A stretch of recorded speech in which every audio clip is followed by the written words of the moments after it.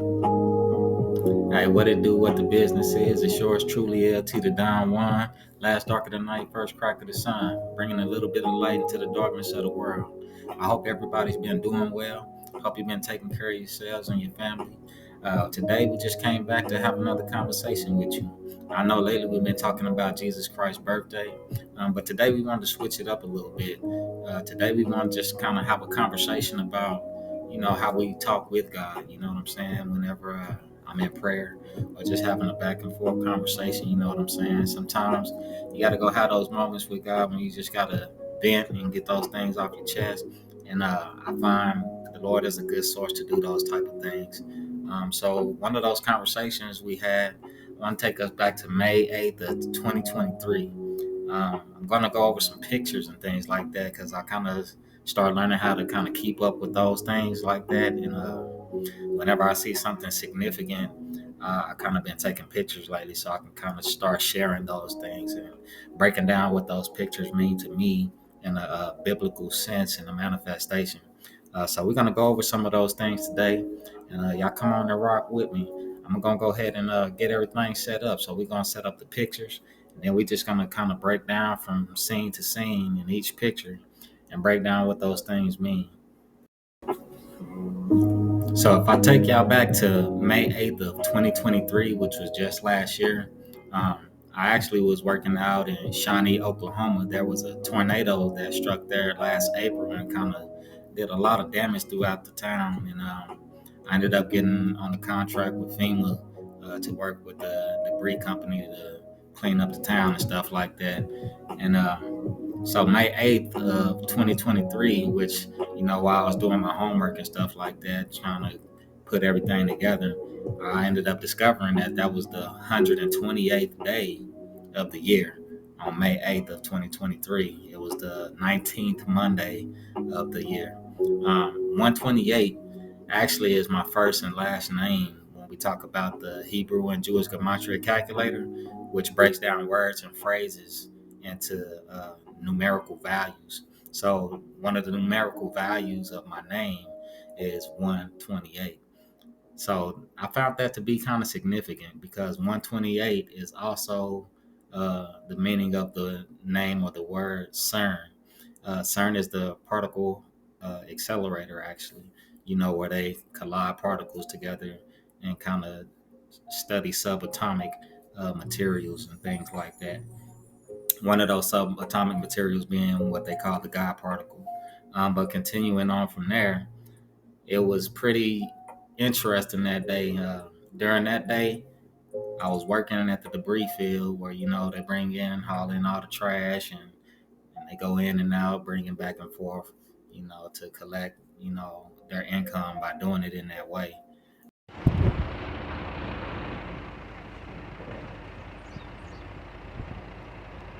You know what I'm talking about? Sitting up here looking down on things. Nice morning, cool breeze. We outside. But one thing that was unique about that day, I'm always in matrimony with God. You know what I'm saying? That means we're always connected and we're always kind of communicating. And I'm always, in a sense, having an acute awareness of kind. Uh, One of the things that I noticed that day since I started taking pictures and stuff like that, the things that I find significant out of all the trash, that's piled up, mountain piles high, uh, there was a picture that somebody had pulled out of the debris, and it was a drawing of the word angels and demons. So if you look at that movie, Angels and Demons, back with Tom Hanks, they actually had the CERN particle accelerator on that movie, which I think that movie kind of has a pretty interesting, unique overview of what religion and science has to do with each other and what's the conglomeration of the two and how the two go together, if you will. But we're gonna start there, and then we're just gonna go on from that day on, and I'm gonna take you on into the weekend with the things that I did during that weekend. I actually ended up cleaning up on top of a landfill. I found some scriptures there that I find pretty unique to the days and times. And if you remember, this was in 2023 last year, but the Bible scripture that I found seemingly applies to things going on currently in this world.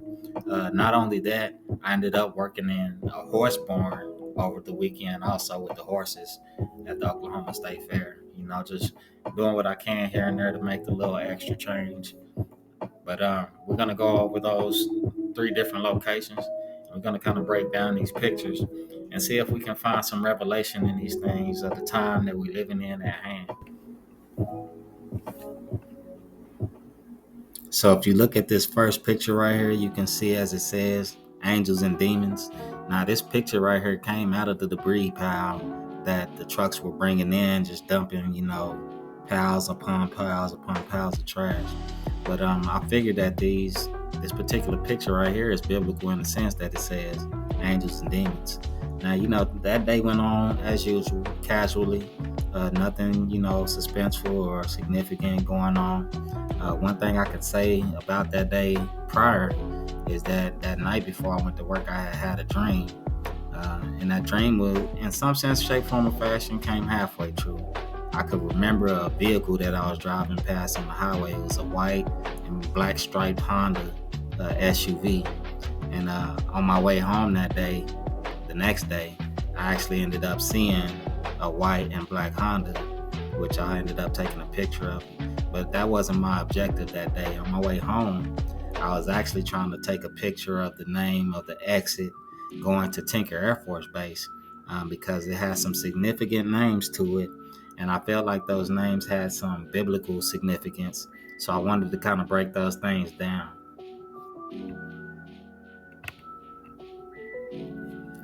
So on my way home that day, I was trying to make sure that I took a picture of the exit sign because I thought the three names of the three gates entering into Tinker Air Force Base were significant in some way, shape, form, or fashion. So I wanted to take a picture of it, so I could kind of review those things and kind of look back on those things and investigate maybe even. Now, one thing about this picture that stood out even more so is the billboard sign that's behind it. You can see a lady in the picture. Maybe you can't see it on this particular picture, but her name is Beth Atkinson, and I believe she's a realtor, if you will. But we know the name Beth itself means house, and we're talking about like Bethlehem or Bethel, right? When we speaking biblically, Atkinson itself means son of Adam. So we have God's house, if you will, and then we have son of Adam, right?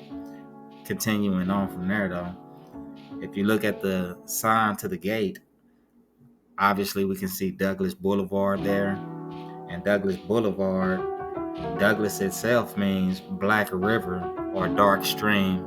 So when we think about those dark rivers or dark streams, I think about the constellation Eridanus, and then I also think about, in Greek mythology, the river Styx, right?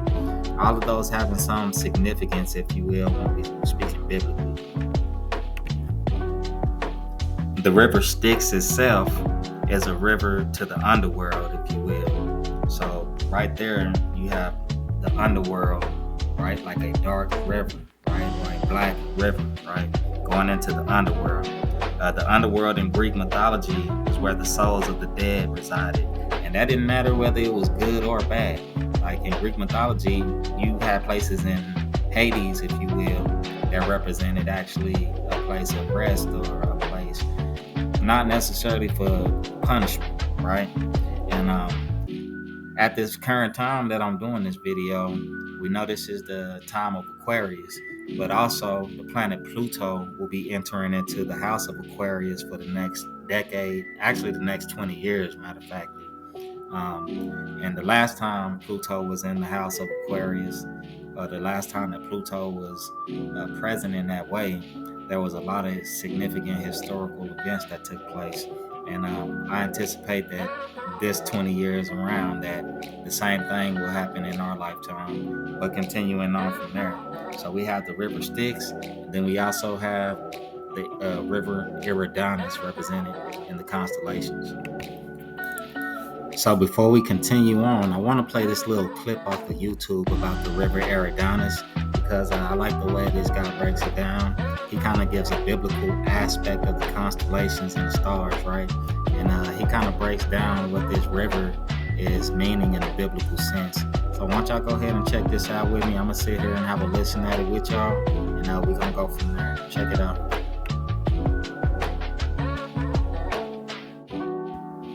But anyway, this is the 13th sign in the heavens according to Judaism. And it's this constellation Eridanus or Eridanus, or however that's pronounced in the mythology. But let me keep in mind that we're talking about the number 13. This is the 13th sign. We're talking about the Antichrist, right? We just got through talking in Revelation 12 how Satan is cast down to the earth and all his demons with him. Listen to this.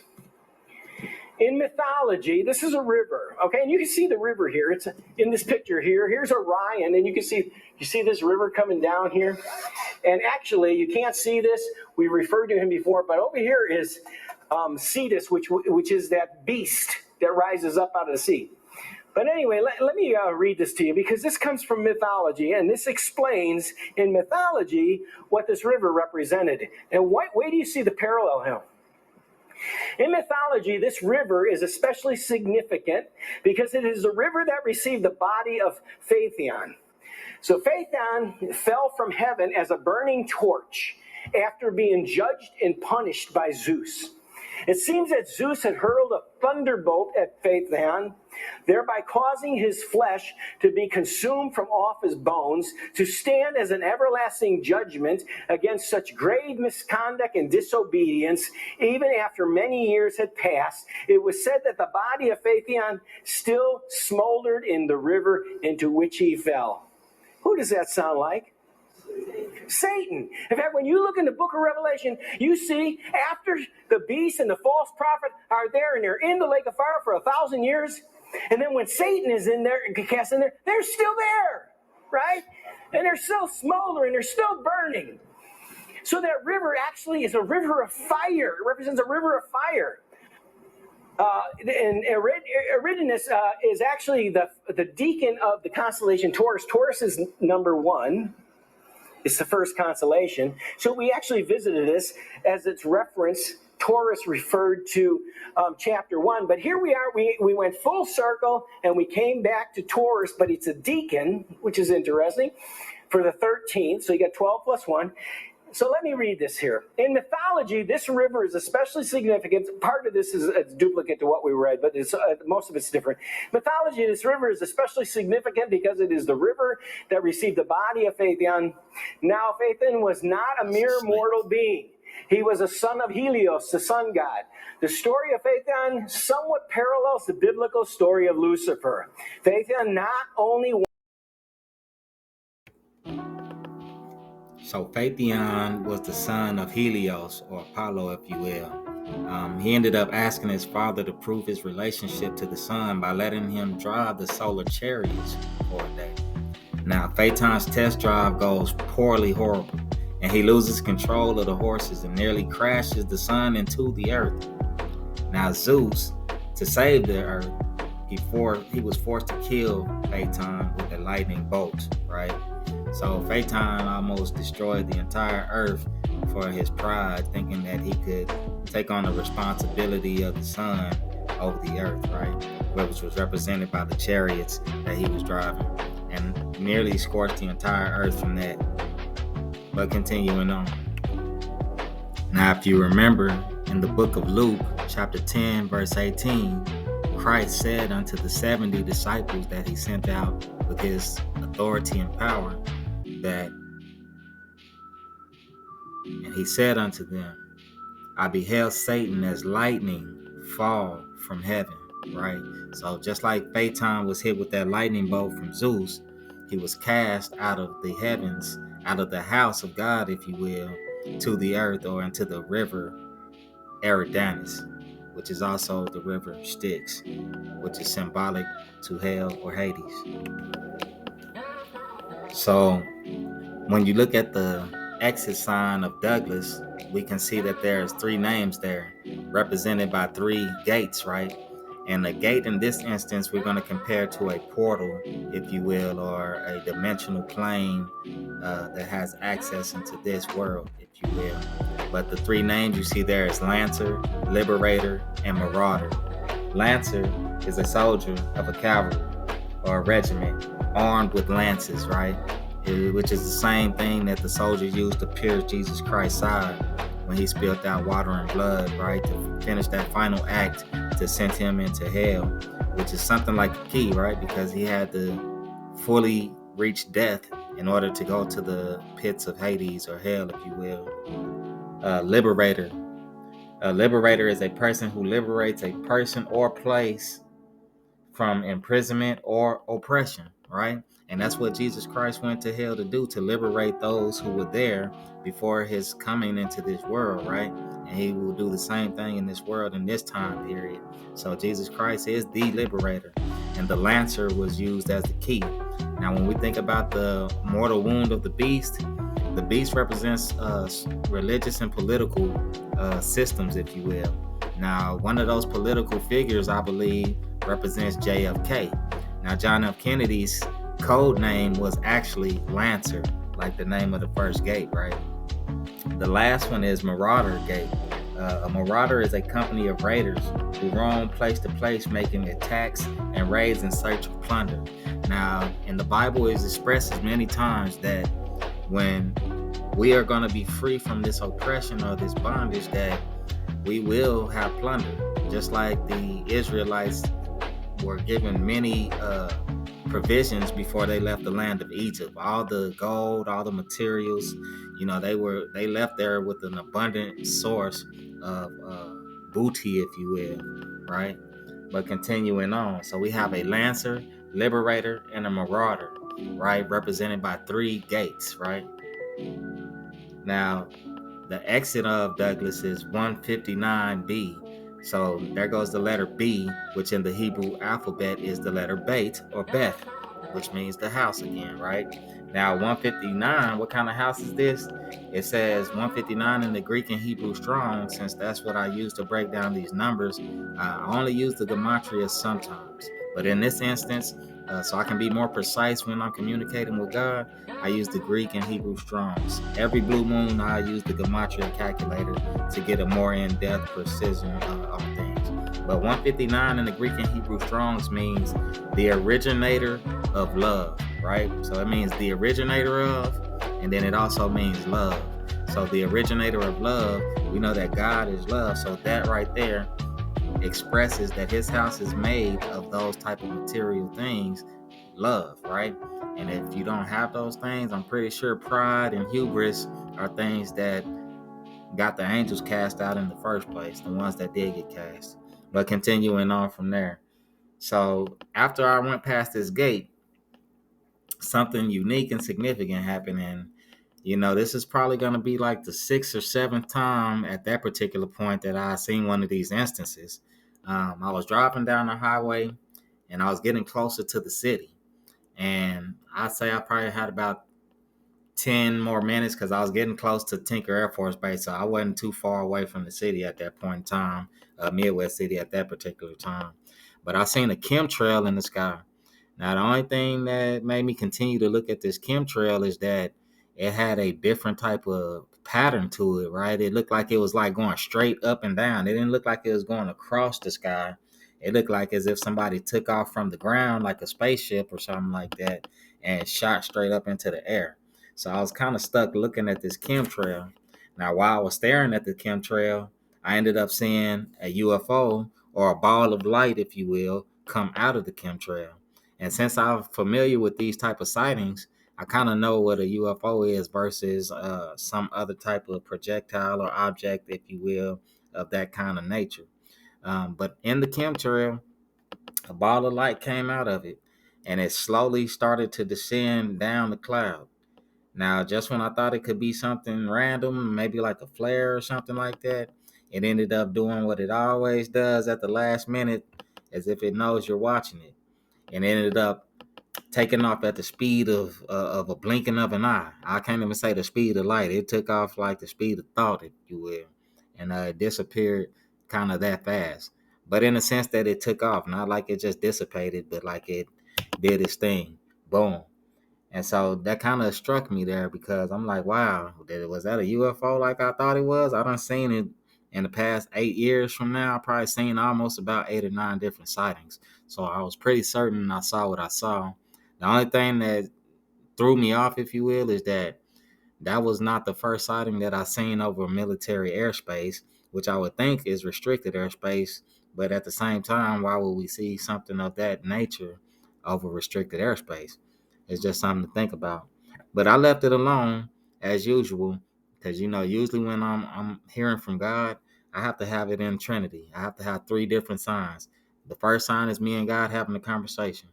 The second sign is me hearing it or seeing something from an outside source, from a stranger, a random person, or something I seen on TV, or maybe even like a billboard sign. It could be a several different amount of things, but I have to have it in the Trinity.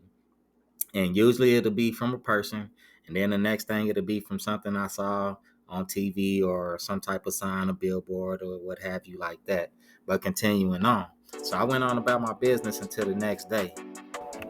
So the next day, after seeing this UFO just right over the military airspace, I'm like, okay, that's unique right there. But I got in my car to go work with the horses the next day. I was going to the barnyard over there by the state fair, I believe. And on my way there, I ended up behind this black Dodge Challenger.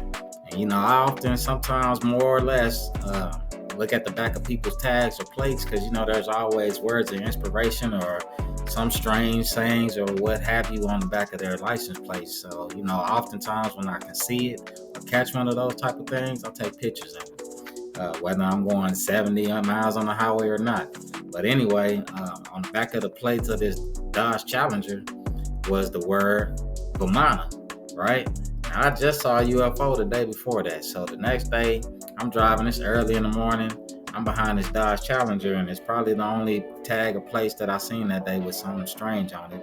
But a Vamana in mythology is a flying palace or chariot described in Hindu text. So that's a flying palace or chariot. And when you look those type of things up, you can see them flying in the sky. And this is from way back from ancient times and ancients of days. Matter of fact, check this picture out because it's like, how the heck is that possible? It's like, there you go, that outside source of confirmation. I wasn't looking for that, and there's no way you could possibly look for something like that on the back of somebody's tag and plate. But yet and still, present, you can see this word, Vamana, right? So already at this point, my morning was off to a unique start. Not only did I see a UFO, and then I got my secondary confirmation. I saw a Dodge Challenger with the word Vamana on the back of it, right? Now, not only that, it was a driving truck in front of the Challenger, which was a delivery truck for the grocery store Sprouts. Now, Sprouts is a place where I used to work at back in 2015 when I first started speaking with the Lord in this type of manner in context where I would use the Trinity and then I would have conversations with the Lord and then I would see something manifest from the conversations that we would have in the real world in real time, right? In random ways, just like seeing Vamana on the back of that Challenger, right? So Sprouts is a very significant place, even though that's another story.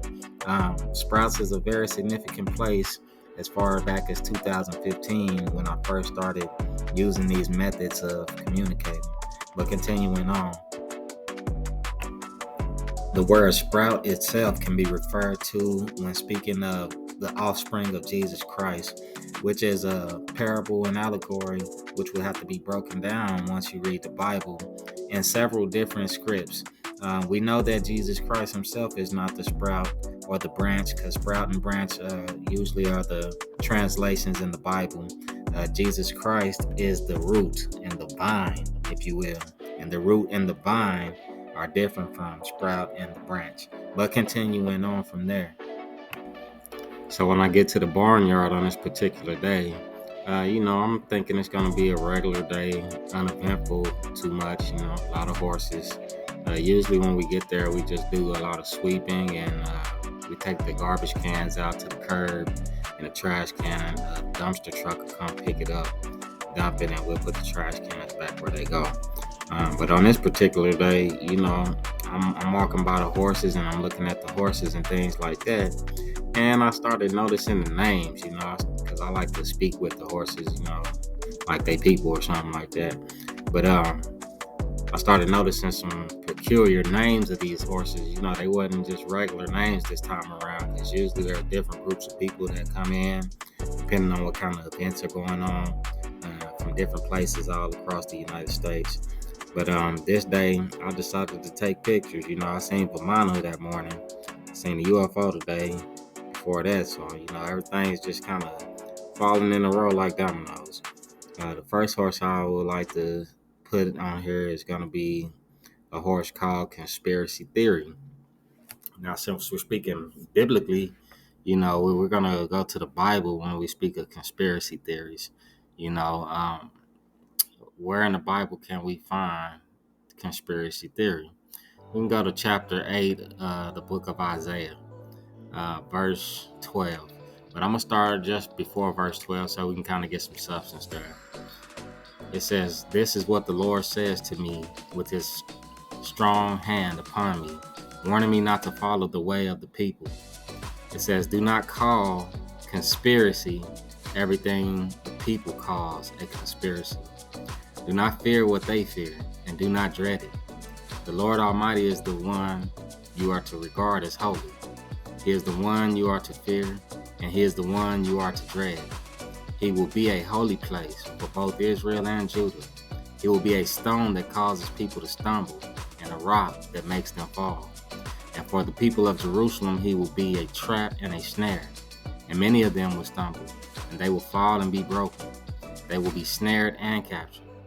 Bind up this testimony of warning, and seal up God's instructions among my disciples. I will wait for the Lord, who is in hiding his face from the descendants of Jacob. I will put my trust in him. Here am I, and the children of the Lord has given me. We are signs and symbols in Israel from the Lord Almighty, who dwells on Mount Zion." Boom, right there, guys. It says right there, when it says do not believe what a conspiracy is as what people call a conspiracy. Then it also says that we are signs and symbols in Israel from the Lord Almighty.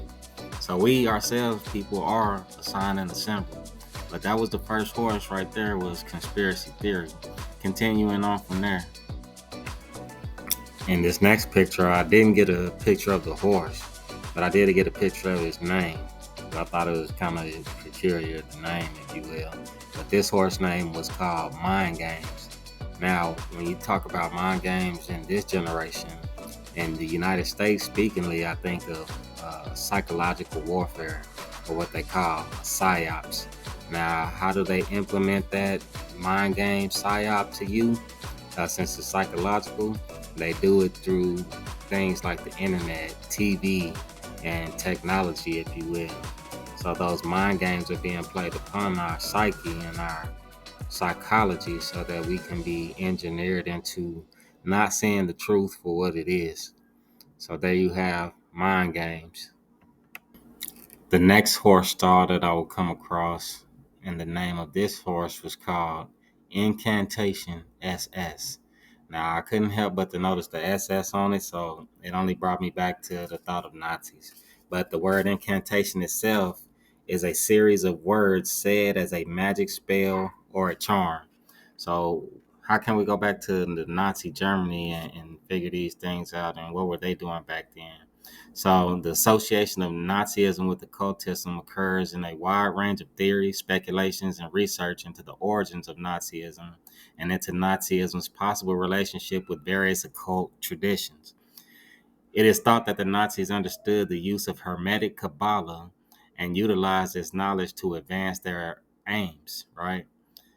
So they had such ideas that have flourished as part of popular culture since the 1940s during World War II and has gained a renewed popularity starting in the 1960s. The black sun was a symbol used by the SS. It held esoteric and occult connotations, representing a mystical source of energy or power.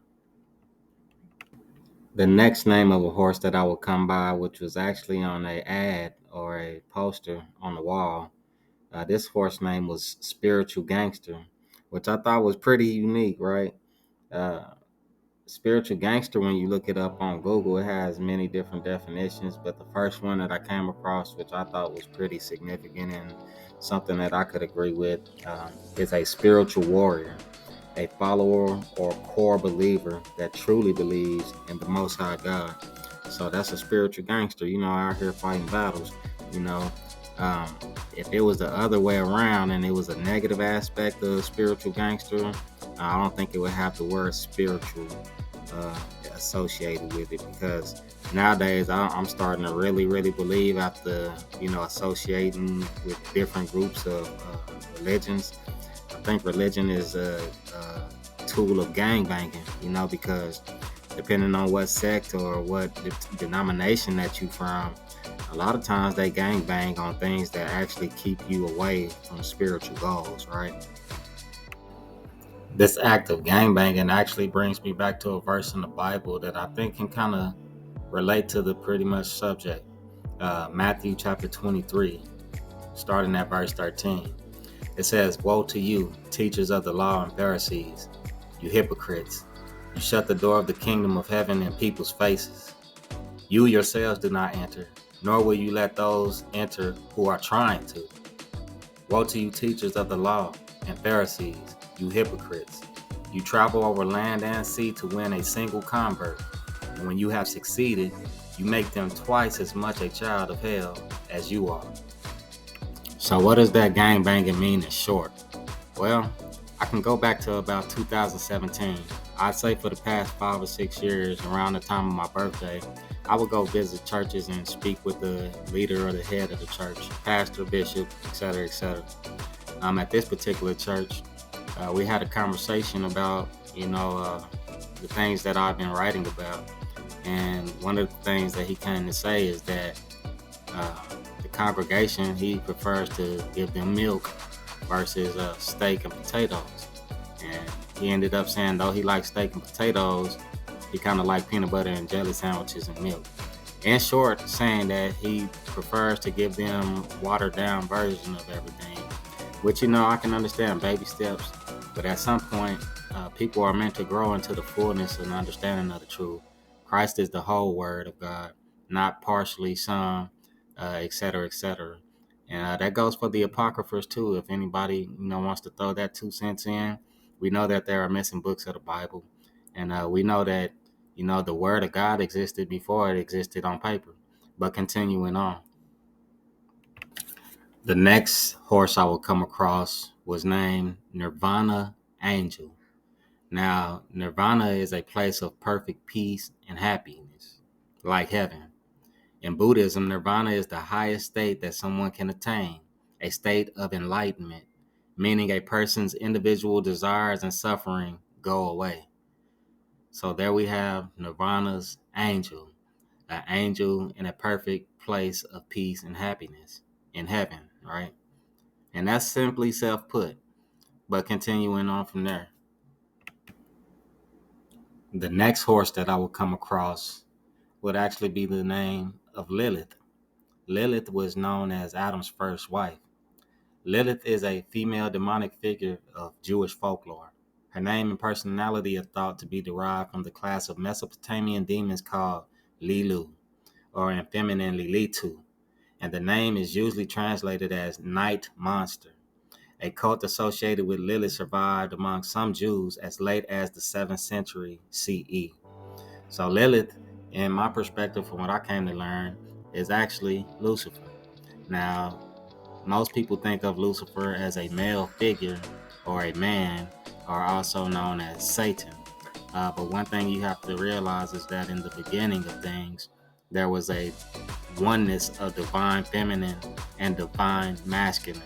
Just like Adam was one man by himself, but Eve was created from the rib of Adam, therefore separating the aspects of divine masculine and divine feminine. In the same manifestation, Lilith will have that same backdrop. So there you go, Lilith. And that brings us to our next horse, coincidentally, which is a horse named Lucifer. Lucifer was known as the most beautiful and the highest angel at one point in time in the beginning of things. But Lucifer was cast just as Satan was cast. Divine feminine and divine masculine, if you will. Lucifer is the divine feminine aspect of Satan, which is why Lucifer was the most beautiful angel. Usually, when we refer to beauty, it is in a feminine aspect. And if we refer to beauty in a masculine aspect, it is usually referred to as handsome. Lucifer's name itself means light bearer, and to bear light means to carry the light in the sense of bearing it, which means to give birth or to carry a child. We know that Jesus Christ is the light. Now that's for your own homework and research, but Lucifer is the light bearer. At some point during the day, I went to take me a break, so I went to the vending machine to grab me a snack.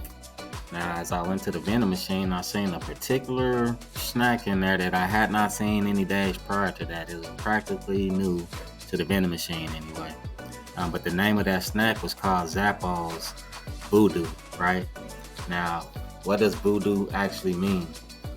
Voodoo is a religion practiced in parts of the Caribbean, especially Haiti and southern U.S., combining elements of Roman Catholic ritual with traditional African magical and religious rites, and characterized by sorcery and spirit possession. This goes back to the thought of incantations, if you will, right? In the next picture, this is a sweeper, in which we pick up dust particulates up off the ground, right? And it has a little circular broom with bristles on it, and it picks up the dust off the floor, kind of like a lawnmower would in a sense. Now, on the name of these sweepers, you can see the word viper. And you can also notice that it's the color red. Now, often when we refer to the dragon in the Bible, in the book of Revelations, the dragon is a red dragon, right? So, what does the Bible say about the serpent and eating up dust, if you will? Let's go ahead and go to our Bible and see what we can find out. After the serpent had deceived Eve, Eve then went on to deceive Adam, uh, whether by ignorance or purposefully, since she did eat from the tree of knowledge of good and evil, right? Of wisdom of good and evil, right? I mean, she should have knew better. But continuing on, it says in Genesis 3:14, so the Lord God said to the serpent, because you have done this, cursed are you above all livestock and all wild animals. You will crawl on your belly, and you will eat dust all the days of your life. After grabbing me a snack from the vending machine, I decided to walk through the arena to see what the horses were doing. And when I walked inside the arena, I could see this sign that said 4 6s. That sign right there is practically symbolic of the mark of the beast, right? We know that the 666 symbology is present. The extra 6 represents the sixth day when Adam was created, right? On the sixth day, God created man. But continuing on from there, if you look up into the right hand corner, you can see the number 328, which means to gird up. If you go to Jeremiah 1:17, the Lord commands you to gird yourselves up, get yourself ready, to stand up and say to them whatever I command you. Do not be terrified by them, or I will terrify you before them, right? Which means be obedient if the Lord is commanding you to speak unto his people, that you should do as he commands. Otherwise, he would terrify you before those people. In this next picture, you can see a red worm, but it doesn't spell worm in the traditional sense because it's ERM.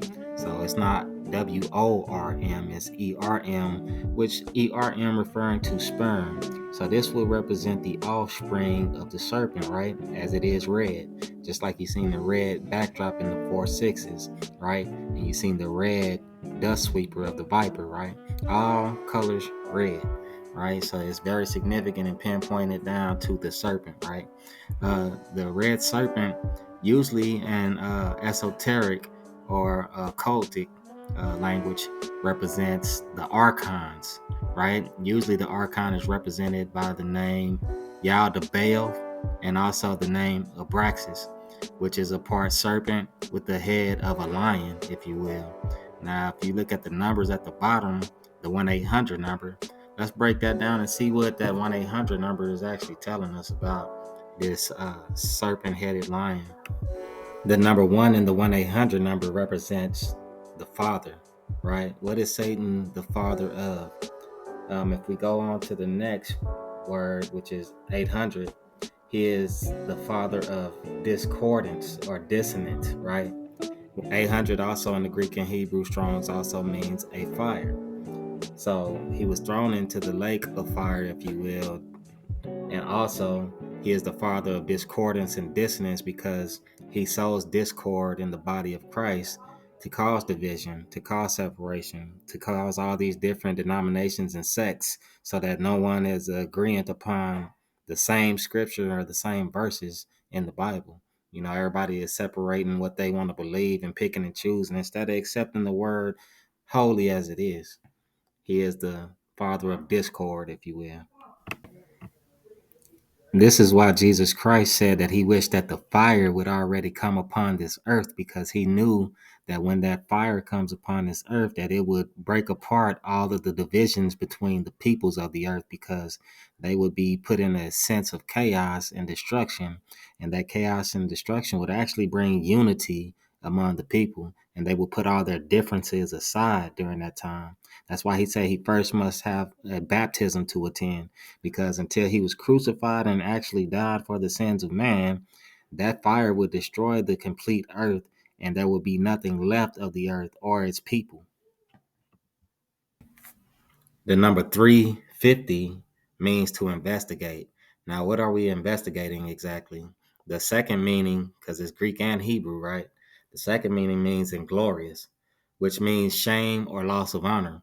Now, why did Satan lose his honor and why was he put to shame? It was because he sought to put his throne above God's throne, right? That he sought to raise himself above the Most High, if you will. The number 7564 in the Greek and Hebrew Strongs means wickedness, right? So why was wickedness found in Lucifer and Satan? What were they considered wicked about? Well, if you go back to Ezekiel chapter 28, it gives us a little overview. Chapter 28, verse 12, it says, "You were the model of perfection, full of wisdom and perfect in beauty. You were in Eden, the garden of God. You were an anointed cherub as a guardian cherub. For so I ordained you. You are on the holy mountain of God. You walked among the fiery stones. You were blameless in your ways for the day you were created until wickedness was found in you. Through your widespread trade, you were filled with violence and you sinned. So I drove you in disgrace from the mount of God, and I expelled you." So disgraced is the same as shame or loss of honor, right? "So I drove you in disgrace from the mount of God, and I expelled you, O guardian cherub, from among the fiery stones. Your heart became proud on account of your beauty, and you corrupted your wisdom because of your splendor.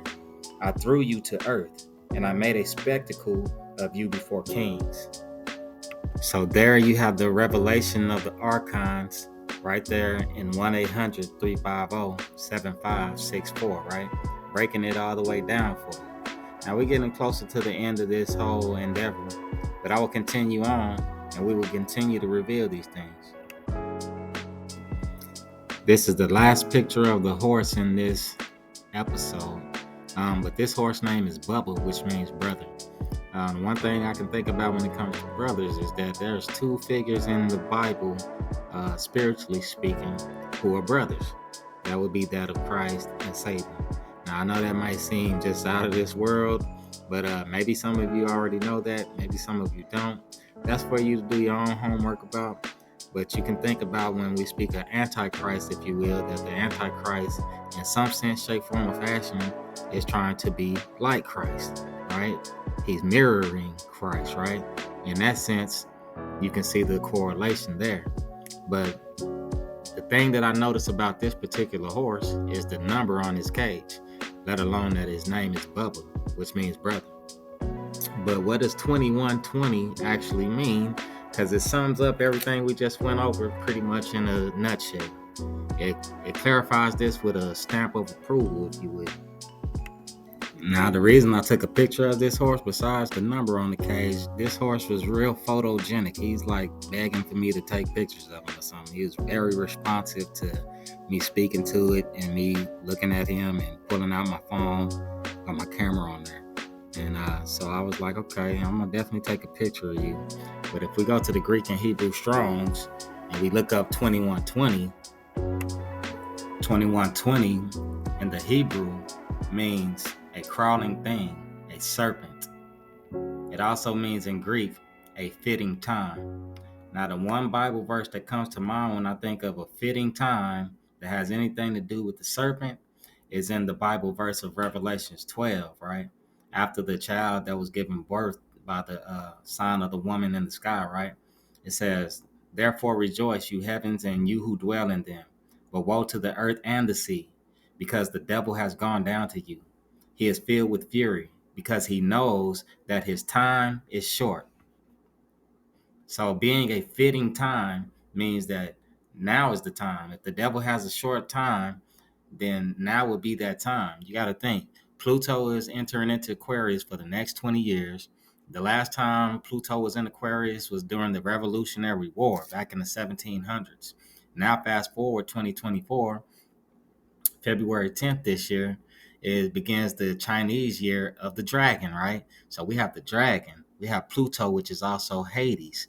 We have the sign of Aquarius, right? All of those things conglomerating into one at this particular season and this particular time in history, which means that he has come down to the earth to do his bidding, whatever short time he has to do. In this next photo, you can see a tote with 2 bales of hay inside of it.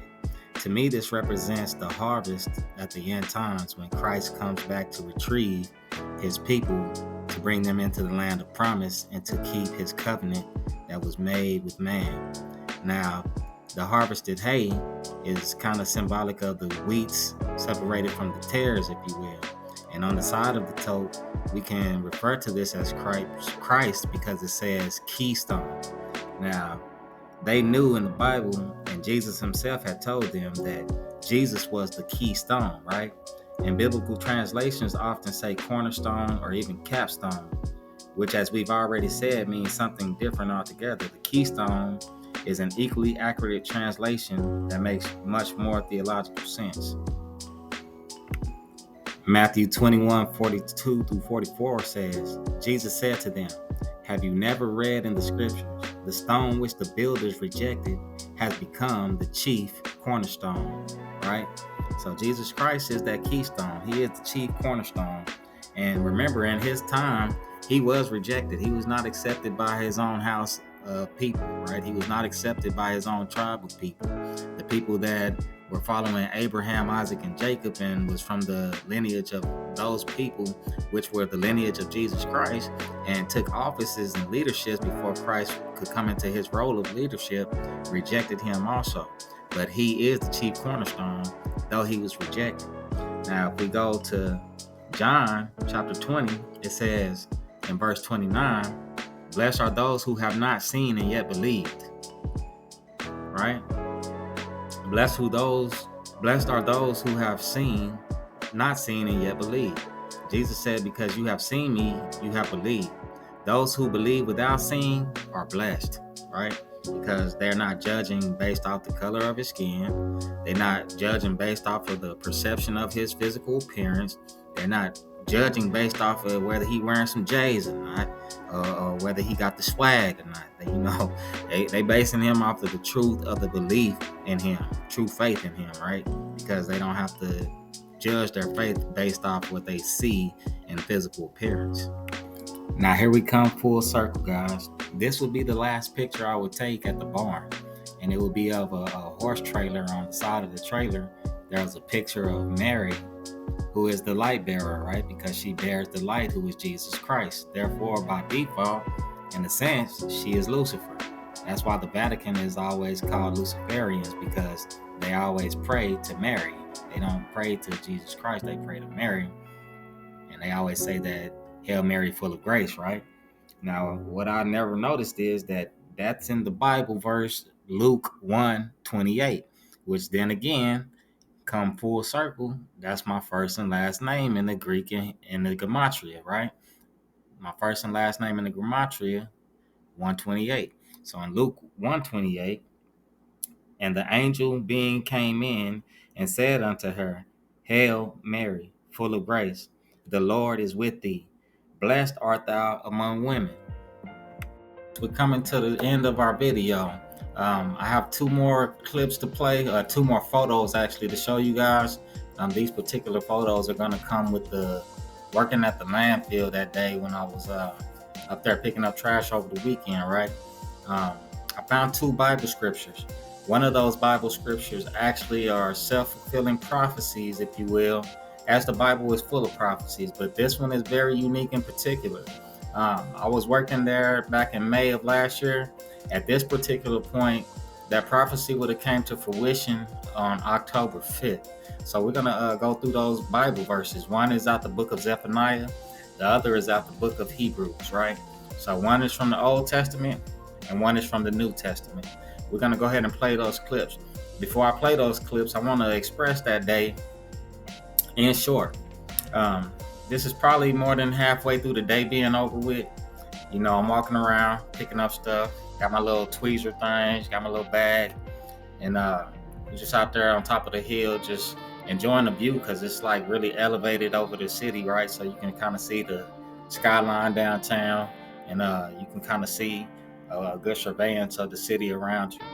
And while I was standing on top of that hill, this is sometime in the afternoon, I started seeing jets flying back and forth. The jets is just flying back and forth. Fighter pilots off of Tinker Air Force Base. Boom, boom. Blue and yellow, actually, right? Used to be one of my old football team's colors when I first started playing football in New Jersey when I was in the first, second, and third grade. But continuing on from there, we were standing on top of that hill, just flying back and forth. About the last time it came through, they were flying like real low. They were flying so low that they was at the same height as the hill. It was pretty cool actually. And at the end of the day, I went home to see what was going on and why they was doing so many exercises, flying around, flying around, and flying around. And I came to discover that those pilots were called the Blue Angels. That was the name of the jets actually. Were called the Blue Angels. So they had angels in the outfield that day. Long story short, and I thought that was very significant considering I never really be out there like that, and that I was out there on that day, and that I will find two very prophetic Bible verses or Bible scriptures, which I'm about to go ahead and play for y'all.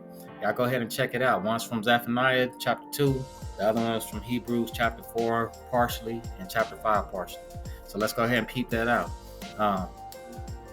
Hey, just make sure you keep God first in your life. Keep seeking first the kingdom, and everything else will be added unto you. This is what a time to be alive, guys. We're about to go through some interesting and amazing occurrences and events. The time is at hand, for better or for worse, if you will. That's why those are vows within the marriage, because whatever you go through in that marriage is for better or for worse. Well, guys, I believe we as a human race have been through the latter side of those things. And I think it's time for us to go through the pressure of bringing about those diamonds for that ring that God got, for his bride. And when that diamond is placed upon our finger and the vows are given to each other, I believe that we have a beautiful future ahead of us. And I hope that all of y'all are ready to become a part of that future. If not, I hope that you're living your best life now. I'm going to go ahead and play these next two clips. You already know what it is. It's yours truly, LT the Don Juan, last dark of the night, first crack of the sun, bringing a little bit of light into the darkness of the world. Y'all keep your head up. Have a good day. Have a good week. Have a good month. And also, have a great year. You already know what it is. Stay blessed. Peace. For the word of God is living and active, sharper than any two-edged sword, piercing to the division of soul and of spirit, of joints and of marrow, and discerning the thoughts and intentions of the heart. And no creature is hidden from his sight, but all are naked and exposed to the eyes of him to whom we must give account. Since then, we have a great high priest who has passed through the heavens, Jesus, the Son of God, Let us hold fast our confession, for we do not have a high priest who is unable to sympathize with our weaknesses, but one who in every respect has been tempted as we are, yet without sin. Let us then with confidence draw near to the throne of grace, that we may receive mercy and find grace to help in time of need. 5. For every high priest chosen from among men is appointed to act on behalf of men in relation to God, to offer gifts and sacrifices for sins. He can deal gently with the ignorant and wayward, since he himself is beset with weakness. Because of this, he is obligated to offer sacrifice for his own sins, just as he does for those of the people. And no one takes this honor for himself, but only when called by God, just as Aaron was. So also, Christ did not exalt himself to be made a high priest, but was appointed by him who said to him, "You are my son. Today I have begotten you." as he says also in another place, "You are a priest forever, after the order of Melchizedek." in the days of his flesh, Jesus offered up prayers and supplications with loud cries and tears to him who was able to save him from death, and he was heard because of his reverence. Although he was a son, he learned obedience through what he suffered, and being made perfect, he became the source of eternal salvation to all who obey him, being designated by God a high priest after the order of Melchizedek. Chapter 2. Gather together, O shameful nation, before the appointed time arrives, and that day sweeps on like chaff, before the fierce anger of the Lord comes upon you, before the day of the Lord's wrath comes upon you. Seek the Lord, all you humble of the land, you who do what he commands. Seek righteousness, seek humility. Perhaps you will be sheltered on the day of the Lord's anger. Gaza will be abandoned, and Ashkelon left in ruins. At midday, Ashdod will be emptied, and Ekron uprooted. Woe to you who live by the sea, O Kerline, forever. The remnant of my people will plunder them. The survivors of my nation will inherit their land. This is what they will get in return for their pride, for insulting and mocking the people of the Lord Almighty. The Lord will be awesome to them when he destroys all the gods of the land. The nations on every shore will worship him, every one in its own land. You too, O Cushites, will be slain by my sword. He will stretch out his hand against the north and destroy Assyria, leaving Nineveh utterly desolate and dry as the desert. Flocks and herds will lie down there, creatures of every kind. The desert owl and the screech owl will roost on her columns. Their calls will echo through the windows. Rubble will be in the doorways. The beams of cedar will be exposed. This is the carefree city that lived in safety. She said to herself, I am, and there is none besides me. What a ruin she has become, a lair for wild beasts. All who pass by her scoff and shake their fists. Woe to the city of oppressors, rebellious and defiled. She obeys no one, she accepts no correction. She does not trust in the Lord, she does not draw near to her God. Her officials are roaring lions. Her rulers are evening wolves who leave nothing for the morning. Her prophets are arrogant, they are treacherous men. Her priests profane the sanctuary and do violence to the law. The Lord within her is righteous, he does no wrong. Morning by morning he dispenses his justice, and every new day he does not fail. Yet the unrighteous know no shame. I have cut off nations, their strongholds are demolished. I have left their streets deserted with no one passing through. Their cities are destroyed, no one will be left, no one at all. I said to the city, surely you will fear me and accept correction. Then her dwelling would not be cut off, nor all my punishments come upon her. But they were still eager to act corruptly in all they did. Therefore wait for me, declares the Lord, for the day I will stand up to testify. I have decided to assemble the nations, to gather the kingdoms, and to pour out my wrath on them, all my fierce anger. The whole world will be consumed by the fire of my jealous anger. Then will I purify the lips of the peoples, that all of them may call on the name of the Lord, and serve him shoulder to shoulder. From beyond the rivers of Cush, my worshippers, my scattered people, will bring me offerings. On that day you will not be put to shame for all the wrongs you have done to me, because I will remove from this city those who rejoice in their pride. Never again will you be haughty on my holy hill,